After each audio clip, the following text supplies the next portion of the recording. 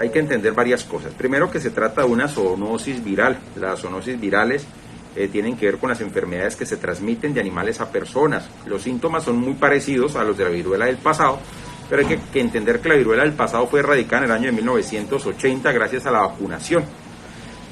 Sí sigue apareciendo, pero no en estas regiones. Esporádicamente surge o se dan los episodios en lo que es África central y occidental, principalmente en un país, la República Democrática del Congo. Los primeros casos se dieron más o menos en el año de 1970, sí, en lo que antes se denominaba Zaire, ahorita se llama República Democrática del Congo. Ese caso de 1970 se reportó en un niño de 9 años, en una región en la que la viruela humana ya se había erradicado 2 años antes, en 1968, gracias a la vacunación. Entonces se consideró desde 1970, como endémica de la República Democrática del Congo y de los países aledaños, ¿sí? Han habido algunos brotes importantes, algunos de ellos fueron en 1966 y 1967. En el año 2003 hubo un primer brote que se dio ya en los países fuera de África. Ese primer brote del año 2003 se dio en Estados Unidos de Norteamérica y se miró cuáles eran los factores de riesgo que podían contribuir a que se generara esta manifestación fuera de África. Y las personas, o la mayoría de las personas que tuvieron esta aparición en el año 2003 eran personas que tuvieron contactos estrechos con los perros de la pradera, que habían sido infectados con roedores infectados por esta viruela, ¿sí?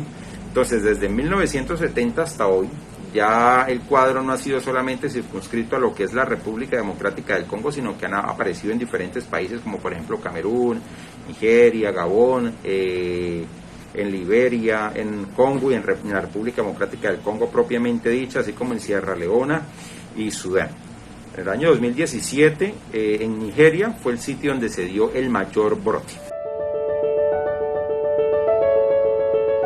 Vamos a saber, o vamos a identificar primero cómo se da la transmisión. Entonces la transmisión se da es por contacto directo con sangre, con líquidos corporales o con lesiones de la piel o mucosas de las personas o los animales que estén infectados, ¿sí?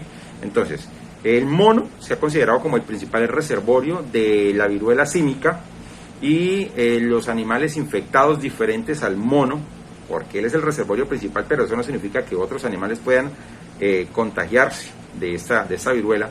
Muchos de esos animales son para consumo humano, las gallinas, los pollos, la vaca, etcétera. Si esos animales están infectados y la cocción de las carnes de esos animales no se da de manera adecuada, carnes parcialmente cocidas o crudas, el consumo de estos animales, de estas carnes de animales, puede favorecer la aparición de la enfermedad, pero también la transmisión puede darse de persona a persona. ¿Cómo se da? A través de varias vías. Una de ellas es la vía respiratoria, a través de secreciones de personas que están infectadas con el virus. Otra forma de transmisión es a través del contacto con las lesiones cutáneas o con los fómites. ¿Qué son los fómites? Los fómites son los objetos que han sido contaminados con los fluidos del paciente positivo. También puede darse contacto cara a cara con la persona cuando hay inhalación de las gotículas que se pueden liberar en el momento en que las personas hablan. Cuando nosotros hablamos, liberamos de manera inconsciente microgotículas de saliva que quedan suspendidas en el aire, y si hay contacto estrecho entre una persona infectada con una persona sana, ahí se puede dar ese tipo de contagio. También se han reportado casos de inoculación fetoplacentaria, una mamita que está enferma de la viruela símica, que pueda transmitirlo hacia su hijo a través de la placenta. A este se le denomina viruela símica congénita. No se ha podido demostrar hasta hoy que por sí sola la viruela símica quede, o se sostenga para siempre en los humanos. Es una enfermedad autolimitada que tiene un ciclo de aparición.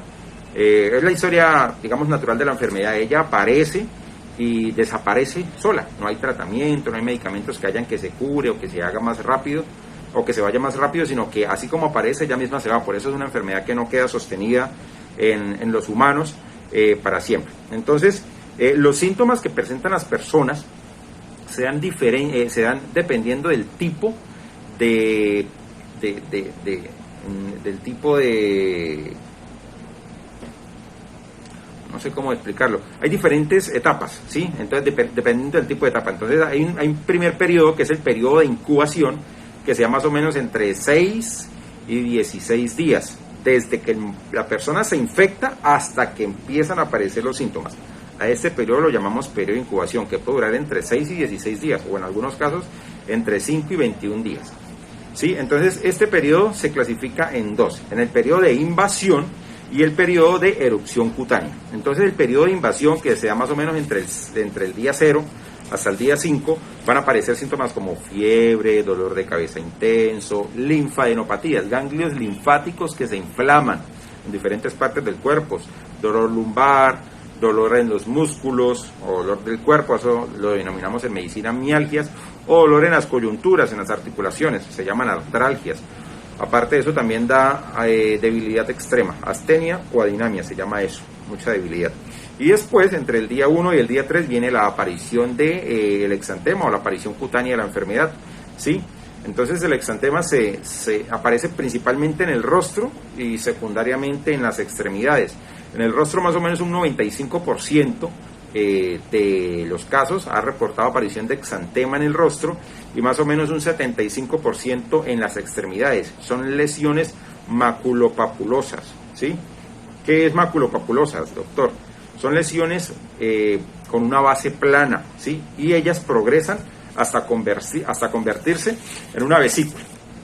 Entonces, empiezan con lesiones maculopapulares, después se convierten en vesículas, estas vesículas involucionan con el tiempo, se convierten en pústulas y a los últimos se terminan cambiando a costras, que estas costras pueden durar más o menos hasta 10 días en terminarse de desaparecer.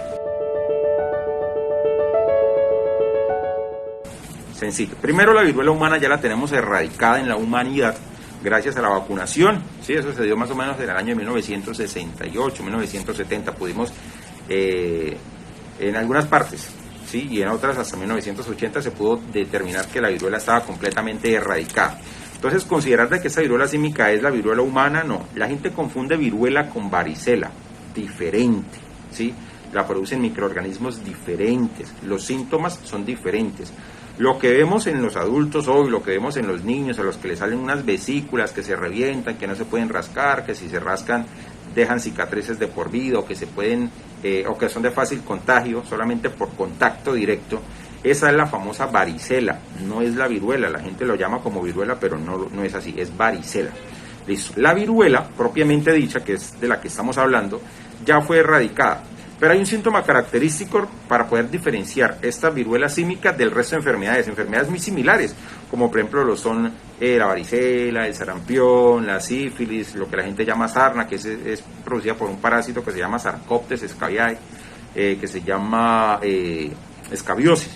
Para diferenciarlo es, primero, la persona que tiene la viruela símica primero va a tener aparición de linfadenopatías, primero nacen o salen ganglios inflamados, por así decirlo, y después de que salen estas linfadenopatías, entonces sí viene la aparición del brote, del exantema, ¿sí? Esto es lo que nos permite diferenciarlo entre las demás enfermedades y esa enfermedad. Primero los ganglios y después el exantema.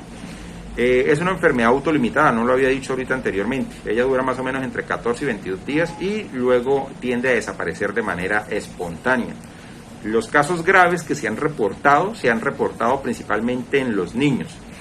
¿Qué personas tienen mayor predisposición o factor de riesgo para que aparezca este tipo de enfermedad? Pues primero, las personas que tienen contacto con roedores o personas que viven en zonas boscosas. ¿Por qué? Porque tienen un riesgo aumentado de poder tener contacto con animales que estén infectados.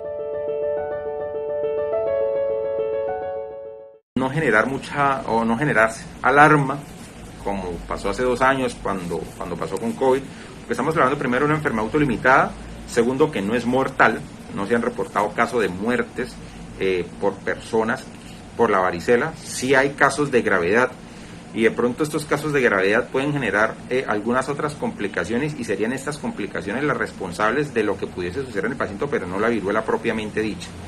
No hay tratamiento para la viruela, ni tenemos una vacuna para la viruela símica, no la hay. El tratamiento que se puede dar es un tratamiento sintomático, solamente para los síntomas, para la fiebre, para el dolor de cabeza, para el dolor muscular, para el dolor articular, para las lesiones exantemáticas que aparecen en piel, pero estas tienen que ser dadas directamente por un profesional en medicina.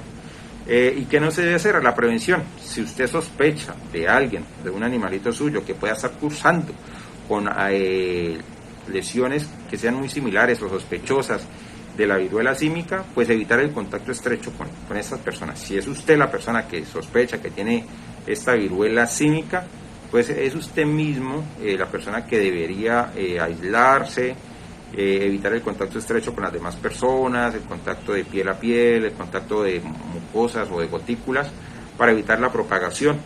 Y con eso pues podríamos evitar la expansión de la enfermedad. Hasta ahora no hemos tenido casos positivos reportados aquí en Norte de Santander. Ojalá que sigamos así, y la idea es la prevención. Recordar siempre que la medicina preventiva es muchísimo más fácil, más barata que la medicina curativa, y eso es lo que tenemos que tratar de buscar.